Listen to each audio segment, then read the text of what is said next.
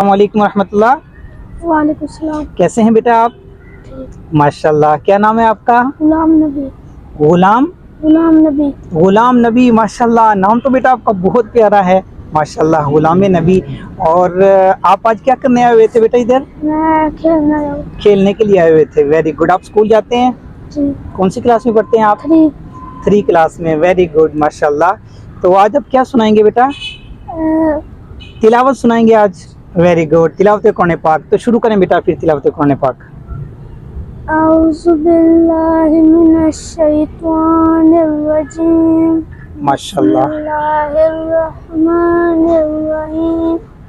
قل اعوذ برب الناس مالک الناس الہ الناس من شر الوسواس الخناس الذی یوسوس فی صدور الناس من الجنۃ والناس.